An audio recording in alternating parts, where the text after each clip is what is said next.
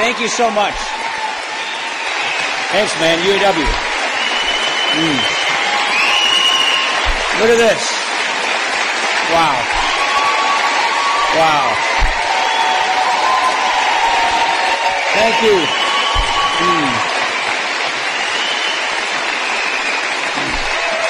Thank you so much. Man, all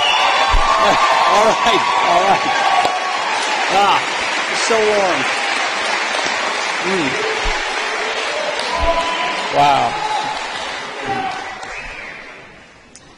Wow. Thank you very much for that warm welcome. I want to thank my friend, whose family has been so good to me over the years. I want to thank Jimmy Kemp for that great introduction. Thank you, Jimmy.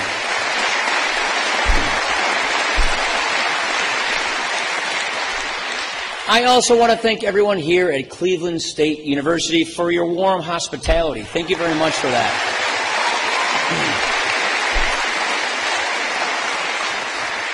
And I especially want to thank President Berkman for helping make this happen. Thank you very much, President Berkman. We really appreciate your hospitality. I don't know. I know Bob is, where is Bob Woodson sitting? There he is over there. None of this would be possible, and none of us would be here today without the extraordinary work of Bob Woodson and the Center for Neighborhood Enterprise. Bob, thank you. He and I have been friends for many years.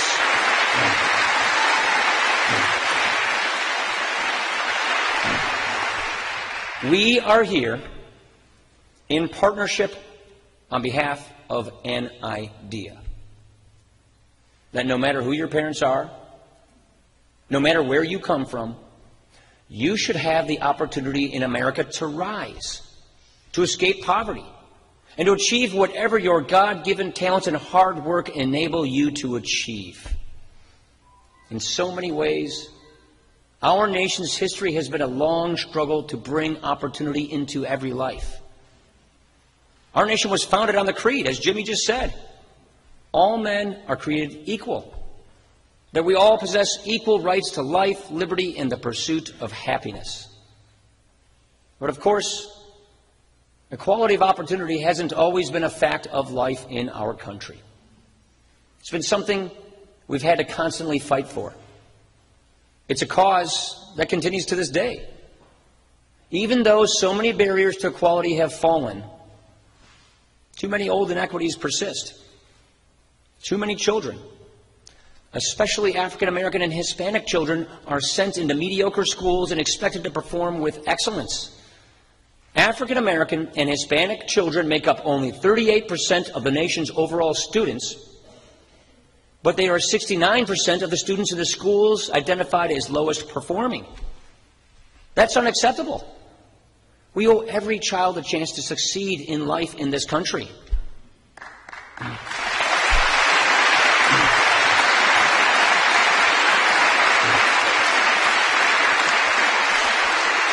In the words of Abraham Lincoln, we owe them an unfettered start and a fair chance in the race of life. Upward mobility is the central promise of life in America. But right now, Americans' engines of upward mobility aren't working the way they should.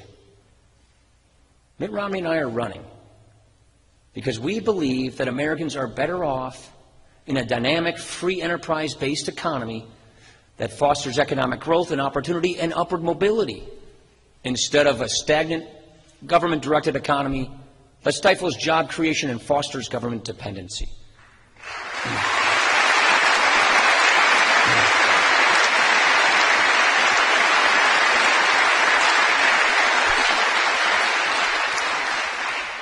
You know, there's something wrong in our country when 40% of children born to parents in the lowest fifth of earners never know anything better.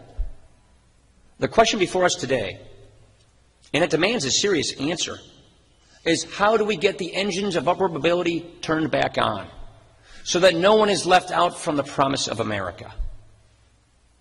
To answer that, we have to take a hard look at the approach government has been taking for the last 5 decades and ask ourselves whether it's working. With a few exceptions, Government's approach has been to spend lots of money on centralized, bureaucratic, top-down anti-poverty programs. The mindset behind this approach is that a nation should measure compassion by the size of the federal government and how much money it spends. The problem is, starting in the 1960s, this top-down approach created and perpetuated a debilitating culture of dependency, wrecking families and communities. This was so obvious to everyone by the 1990s that when a major welfare program was finally reformed, the law was passed by a Republican Congress and signed by a Democratic president. Instead of seeing increases in hunger and poverty, we saw welfare enrollment drop dramatically as millions of our fellow citizens gained new lives of independence. We saw child poverty rates fall over 20% in 4 years. And we saw unemployment for single mothers rise. Fewer welfare checks going out. It meant more money for states to spend on child care so more moms could go to work and support themselves. Welfare reform worked because it encouraged the best in people. It appealed to their desire to shape their own destiny and advance in life. And it made major strides toward getting the government out of the business of fostering dependency. Here's the problem. The welfare reform mindset hasn't been applied with equal vigor across the spectrum of our anti-poverty programs. In most of these programs, especially in recent years, we're still trying to measure compassion by how much government spends, not by how many people we help escape from poverty. Just last year, total federal and state spending on means-tested programs came in at more than $1 trillion. How much is that in practical terms? For that amount of money, you could give every poor American a check for $22,000. Instead, we spend all that money attempting to fight poverty through government programs. And what do we have to show for it? Today, 46 million people are living in poverty. That's 1 in 6 Americans. It's the highest poverty rate in a generation. During the last 4 years, the number of people living on food stamps has gone up by 15 million. Medicaid is reaching a breaking point. 1 in 4 American students fails to attain a high school diploma. In our major cities, half of our kids don't graduate. Half. In this war on poverty, poverty's winning. We deserve better. We deserve a clear choice for a brighter future. So what is the alternative approach that Mitt Romney and I are offering? Well, to hear some tell it, we think everybody should just fend for themselves. That's just a false argument. It's a straw man set up to avoid a genuine debate. The truth is, Mitt Romney and I believe in true compassion and upward mobility. And we are offering a vision based on real reforms for lifting people out of poverty. Look, I'm a proud Republican. Our party does a good job of speaking to the part of the American dream that involves taking what you're passionate about and making a successful living of it. But part of what makes America great is that when Americans don't succeed, we look out for one another through our communities. My party has a vision for making our communities stronger, but we don't always do a good job of laying out that vision. Mitt Romney and I want to change that. Each of us understands the importance of community from experience. Look, I come from a town that has been hit as hard as any. A lot of guys I grew up with worked at the GM plant in my hometown. And they lost their jobs when that plant was closed. But what happened next is the same thing that happens in communities around the country every day. Our town pulled together. Our churches and charities and friends and neighbors were there for one another. In textbooks, they call this civil society. In my own experience, I know it as Janesville, Wisconsin. As for Mitt Romney, he not only understands the importance of community, he's lived it. He's a guy who, at the height of a successful business, took the time to serve as a lay pastor for his church for 14 years, counseling people in Boston's inner city neighborhoods, especially when they lost a job. He's a man who could have easily have contented himself with giving donations to needy causes. But everyone who knows him well will tell you that Mitt has always given his time and attention to those around him who are hurting. He's the type that we've all run into in our own communities, here in Cleveland too, and all around America. Americans are a compassionate people, and there's a consensus in this country about our fundamental obligations to society's most vulnerable. Those obligations are not what we are debating in politics. Most times, the real debate is about whether they are best met by private groups or by the government, by voluntary action or by more taxes and coercive mandates from Washington. The short of it is that there has to be a balance, allowing government to act for the common good while leaving private groups free to do the work that only they can do. There's a vast middle ground between the government and the individual. Our families and our neighborhoods, the groups we join, our places of worship. This is where we lead our lives. It's where we live our lives. They shape our character. They give our lives direction, and they help make us a self-governing people. You know, earlier, we talked with some of the people who define civil society and make it work. Folks like Bob Woodson, whose Center for Neighborhood Enterprise empowers community organizations to improve people's lives. And Dr. Marva Mitchell. Where's Marva? There she is. Dr. Marva Mitchell, who's been ministering to people in the inner cities for decades. And the Reverend Willie Peterson, whose New Birth Project has helped almost 200 ex-offenders gain and maintain employment. We have Brian Wade. Where's Brian?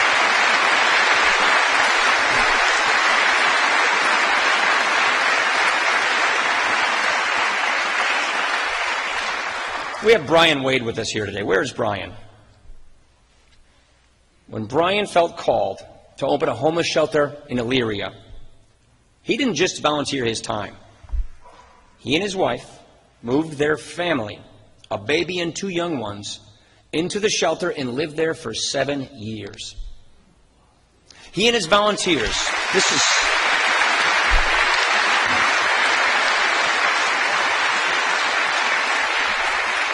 Brian and his volunteers didn't just provide hot meals and clean clothes, though that would have been a lot. At his youth outreach center, he didn't just give kids a safe place to come in from the streets. In all of this, Brian gave himself. He didn't show people in need the right path. He walked it with them, not just as a guide, but as a friend. This good man and others like him, they are witnesses. And the needy people who have encountered them feel a presence greater than just one compassionate soul. What's really at work here is the Spirit of the Lord. And there is no end to the good that it can inspire. Government can't replace that. Thank you.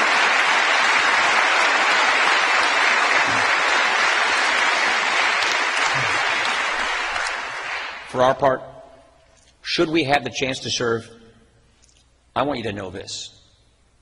Mitt Romney and I share your cause, and we will seek your counsel. We will remember your hospitality today, and it will be returned. The transformative power of your example will inform our approach to public policy.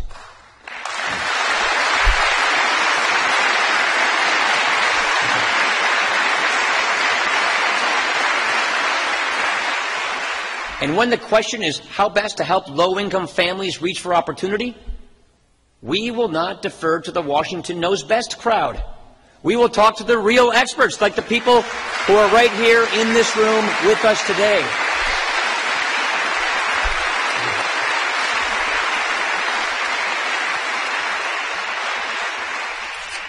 So what is government's duty when it comes to the institutions of civil society? Basically, it is to secure their rights, respect their purposes, and preserve their freedom.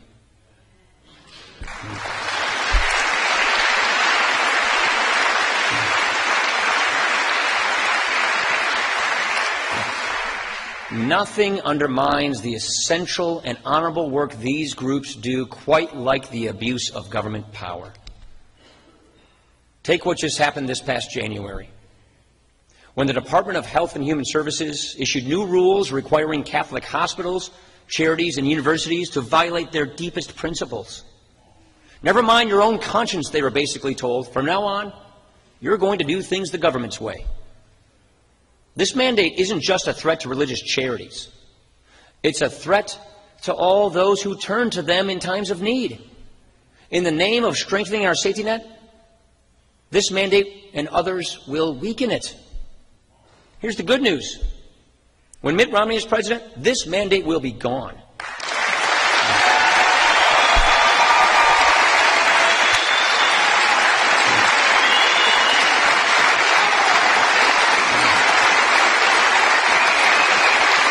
That's a fact.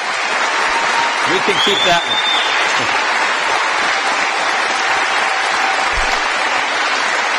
That is a fact. And when that happens, these groups will be able to do and continue to do the good work that they do. Look, it's not just the abuse of government that undermines civil society. It's also the excesses of government. Look at the road we are on, with trillion-dollar deficits each and every year. Debt on this scale is so destructive in so many ways. And one of them is that it crowds out civil society by drawing resources away from private giving. Even worse is the prospect of a debt crisis, which will come unless we do something different very soon. Look, when government's own finances collapse, society's most vulnerable are the first victims, as we are seeing right now in the troubled welfare states in Europe. Many there feel that they have nowhere to turn for help. We must never let that happen here in America.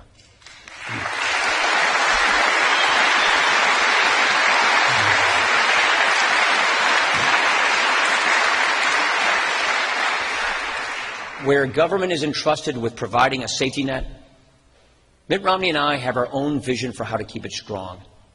It's a vision that leaves the failures of the past in the past and proposes instead to build on those reforms that have worked.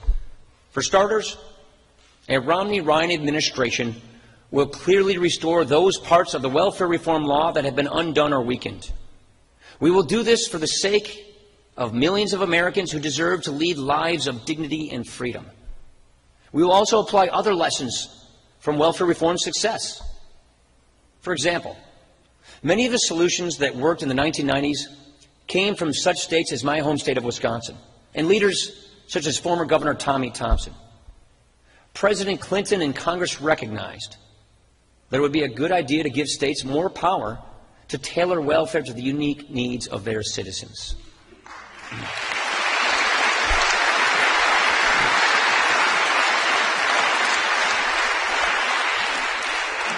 Mitt Romney and I want to apply this idea to other anti-poverty programs, such as Medicaid and food stamps. The federal government will continue to provide the resources, but we would remove endless federal mandates and restrictions that hamper state efforts to make these programs more effective. If the question is what is best for low-income Ohioans, shouldn't we let Ohioans make that call? Yeah.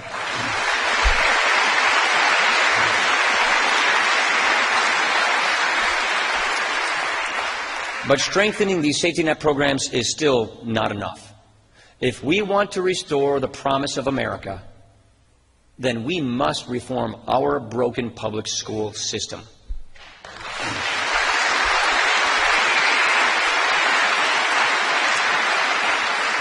It works for a lot of people, but it doesn't work for everybody. The special interests that dominate this system always seem to have their own futures lined up pretty nicely.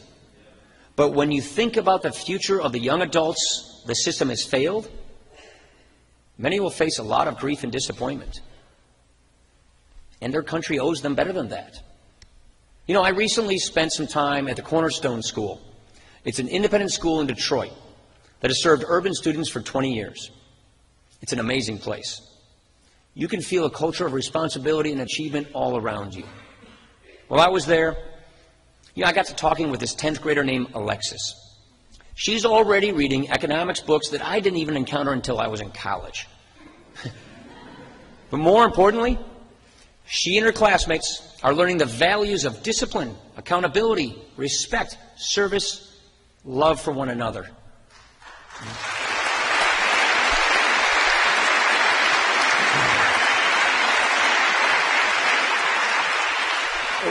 When you set aside all the obstacles to education reform, you are left with one obvious fact. Every child in America should have this kind of opportunity. Sending your child to a great school should not be a privilege of the well-to-do.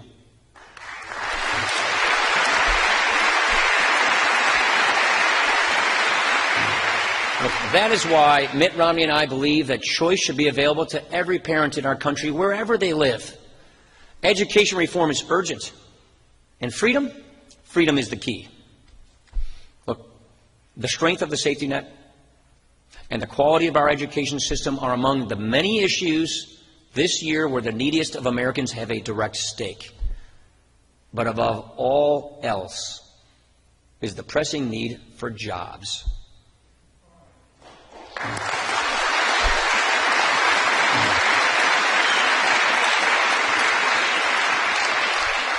Right now, 23 million men and women are struggling to find work. Median family income has gone down each of the last 4 years. Look, whatever your political party, this nation cannot afford 4 more years like the last 4 years. We need a real recovery.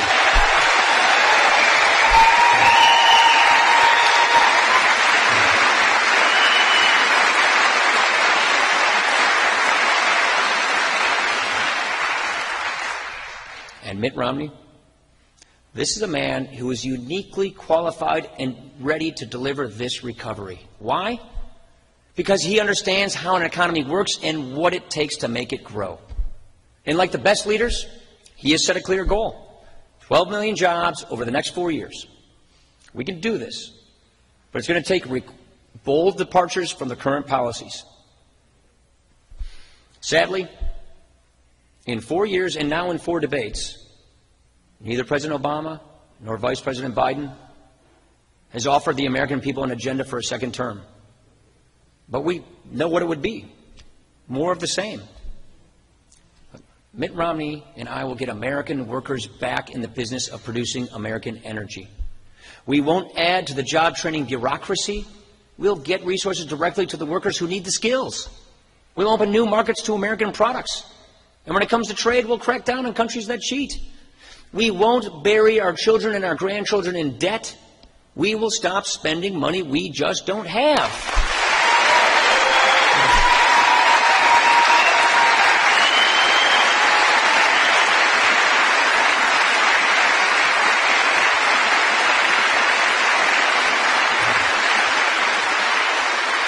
And by the way, we won't raise taxes. We will cut tax rates for small businesses and working families. That's how you help create jobs and prosperity. Look, many of those who are living in poverty today were in the middle class just a few years ago. We can help them regain the ground they've lost with a focus on growth all across the American economy. You know, since becoming the nominee for Vice President, I have thought more than once about another man who ran for this job as a champion of growth and prosperity. You just saw his son. He was my mentor. His name's Jack Kemp.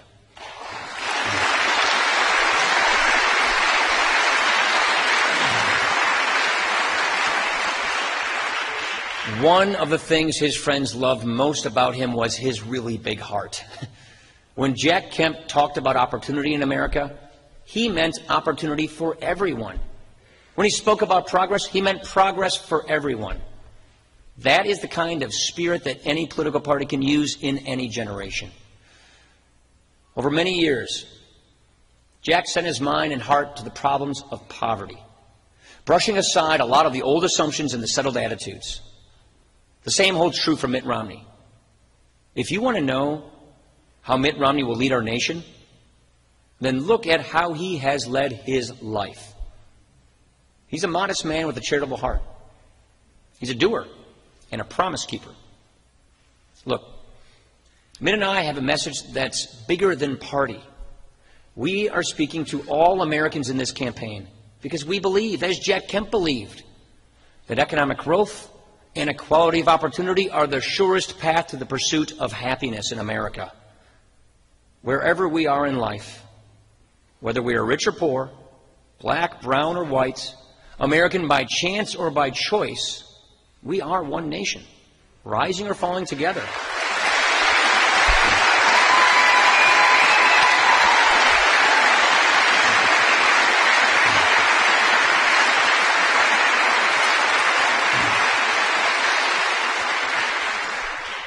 That is the promise of America.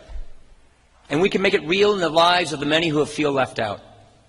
To all those Americans, we ask you to support our campaign, because our cause is yours and yours is ours. And together, we can achieve great things. Thank you, everybody, and God bless.